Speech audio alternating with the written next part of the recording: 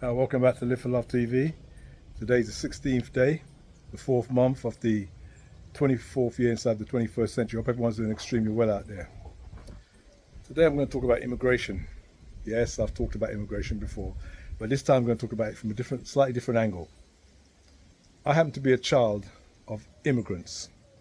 When you're a child of immigrants, it simply means that your parents are born in a different place than you are born. So I'm a child of immigrants.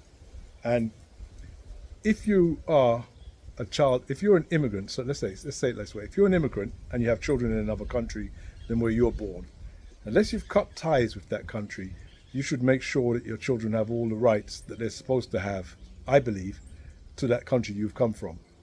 Now, that didn't happen in my case, and it certainly didn't happen with lots of people watching this video and around the world. But there are many people, for instance, mostly Asians and Pakistanis, and when they go to other countries and have children, they make sure that their children have all the rights, citizenships, they get their passports sorted out, they make sure that they know where they're from, they make sure that they have those, that grounding.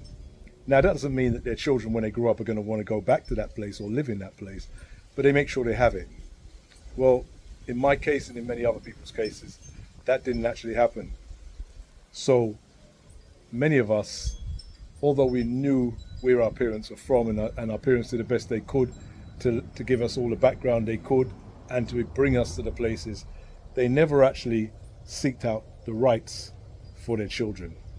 And that's kind of a strange thing, because a lot of parents from, let's say, even Africa, West Africa, a lot of parents from the Caribbean, they leave legacy such as land and houses in the place that they came from to their very children, that they have no citizenship of the place that they've left them land or house to, which to me is a very strange way of operating. Surely it would be better to get the citizenship and the passport and everything for the child first before you leave them anything else. It's a bit like buying a Lamborghini and having nowhere to park it. It makes no sense to me. You once you're going to go down that road, first you get the garage, or you get the good place to park it, then you get the good car. First you get the citizenship and the passport, then you get the big house, the big car, the land, everything else that goes along with it. This wasn't done, and this is a call for those people who are of the next generation to make sure they don't make the same mistake. Because those of you who are children of immigrants, your children may not be children of immigrants, but you can still get the rights for them that you weren't given or weren't afforded to by your parents. You don't have to keep looking back and blaming people from behind you. You can now go forward and make that decision and do it. If you don't do it, then you are really no better than the people before you. You weren't looking forward.